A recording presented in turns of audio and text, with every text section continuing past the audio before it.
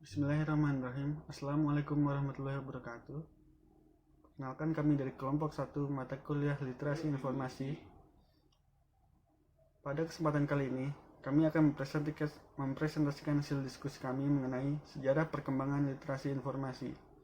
Sebelumnya, izinkan terlebih dahulu saya memperkenalkan kelompok kami. Saya sendiri, Pradipta Krisnamurti, Muhammad Fatur Rizky, dan Faragina Habibah. Pada awalnya, pada tahun 1974, konsep awal literasi informasi diperkenalkan oleh Paul Zurkowski, Presiden Asosiasi Industri Informasi Amerika Serikat, dalam proposalnya kepada Komisi Nasional Perpustakaan dan Ilmu Informasi. Dalam proposalnya, Zurkowski menjelaskan bahwa teknik keterampilan literasi informasi meliputi sumber daya informasi yang diterapkan dalam situasi kerja, teknik dan keterampilan yang dibutuhkan dalam menggunakan alat bantu informasi dan sumber-sumber primer, dan yang terakhir ada informasi yang digunakan dalam memecahkan masalah. Lalu pada tahun 1976, Bruce Sinal menyatakan bahwa literasi informasi merupakan satu set keterampilan dan literasi informasi terkait dengan keterampilan menemukan dan menggunakan informasi, penggunaan informasi untuk pemecahan masalah dan pengambilan keputusan, dan yang terakhir ada efisien dan efektif menemukan lokasi informasi dan pemanfaatannya. Selanjutnya pada tahun 1987, sebanyak 65 organisasi nasional mengikuti acara seminar konsep literasi informasi dalam pembentukan American Library Association. Dalam pertemuan ini, mereka ingin menunjukkan bahwa literasi tidak bisa lagi dianggap hanya sebagai kemampuan untuk membaca dan menghafal dasar-dasar ilmu pengetahuan, melainkan literasi memerlukan kemampuan untuk memperoleh dan mengevaluasi informasi yang didapatkan dalam situasi apapun. Lalu selanjutnya, pada tahun 2000, Bruce menyimpulkan ide literasi informasi muncul seiring dengan perkembangan teknologi yang berlangsung pada saat ini. Literasi informasi tumbuh, berkembang, dan diakui sebagai literasi yang sangat penting pada abad ke-21. Lalu, literasi informasi juga digambarkan sebagai literasi menyeluruh terhadap semua aspek kehidupan. Hari ini, literasi informasi adalah terkait praktik informasi dan pemikiran kritis terhadap lingkungan teknologi komunikasi dan informasi. Oke, selanjutnya saya akan melanjutkan penjelasan dari teman saya. Gerakan literasi informasi di Amerika Serikat cukup banyak dianalisis dan dibahas serta telah ada inisiatif yang signifikan di negara-negara tersebut. Contohnya di Amerika Serikat, National Forum on Information Literacy didirikan pada tahun 1989 dan Institut Informasi dikembangkan untuk sektor sekolah dan sektor perguruan tinggi. Departemen Pendidikan Amerika Serikat memasukkan literasi informasi sebagai salah satu dari 5 rencana tujuan pendidikan teknologi nasional yang ingin dicapai dalam bulan Desember tahun 2000. Perpustakaan akademik telah memainkan peran penting dalam perkembangan literasi informasi di Eropa. Inisiatif literasi informasi dalam pendidikan tinggi telah memberikan berbagai bentuk program yang berdiri sendiri, misalnya tutorial berbasis web, instruksi berkaitan dengan kursus, atau kursus pengajaran terintegrasi. Lalu di Jepang, definisi literasi oleh Departemen Pendidikan Jepang terdiri atas 4 elemen. Yang pertama, kemampuan evaluasi, lalu ada seleksi, organisasi, dan pengolahan informasi, serta penciptaan informasi dan komunikasi. Yang kedua, memahami karakteristik masyarakat, informasi, serta efek dari informasi terhadap masyarakat dan manusia. Yang ketiga, pengakuan pentingnya dan tanggung jawab informasi.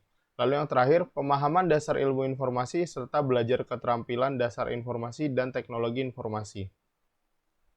Lalu, literasi informasi di Indonesia. Di Indonesia, literasi informasi belum banyak mendapatkan perhatian yang serius. Yang harus dikuasai oleh masyarakatnya, di Indonesia, literasi informasi mulai dibicarakan pada awal tahun 2000-an. Landasan yang kokoh untuk menuju literasi informasi adalah budaya baca masyarakat. Di Indonesia, literasi informasi mulai dikenalkan kepada para pustakawan di awal tahun 2000-an.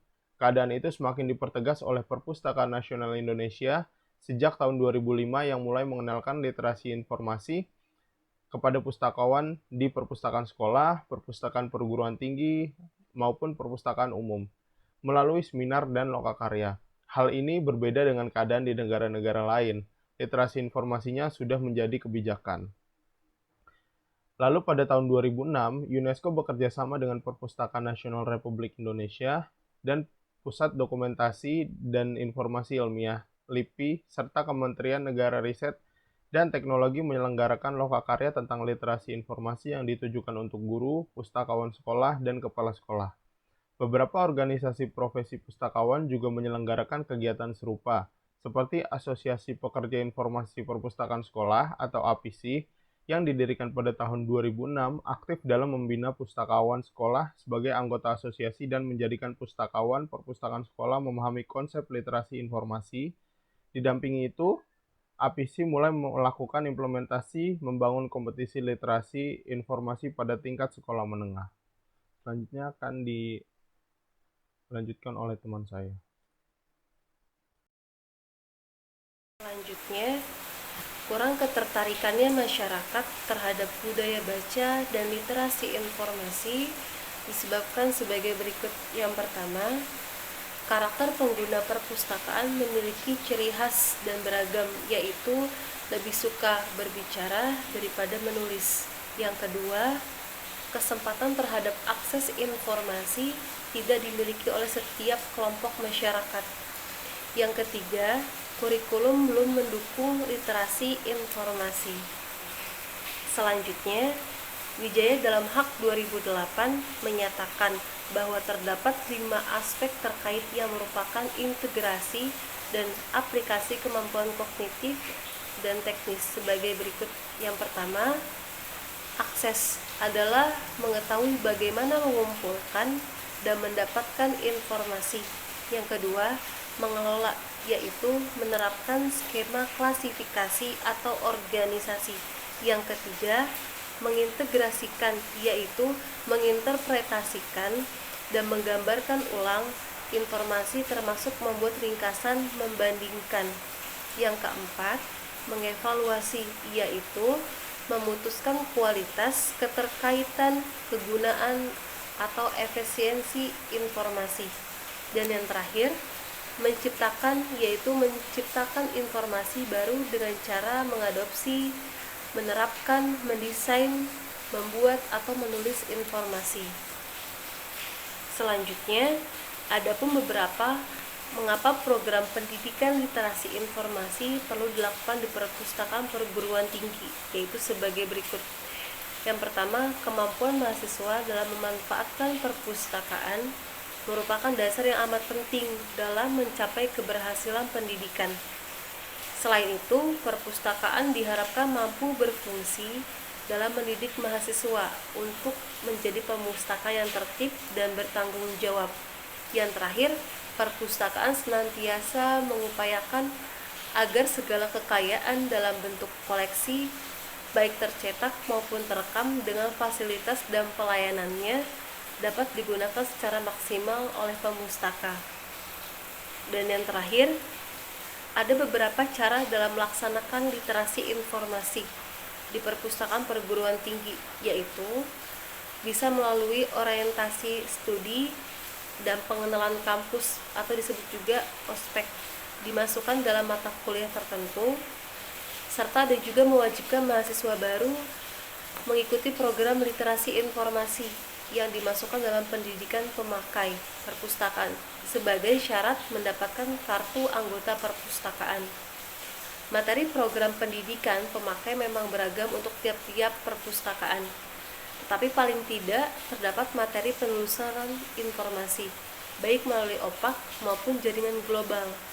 Materi program pendidik pemakai termasuk secara tidak sadar telah mengarah pada penerapan literasi informasi, walaupun materi tersebut merupakan kegiatan bagian kecil dari literasi informasi. Sekian, terima kasih. Assalamualaikum warahmatullahi wabarakatuh.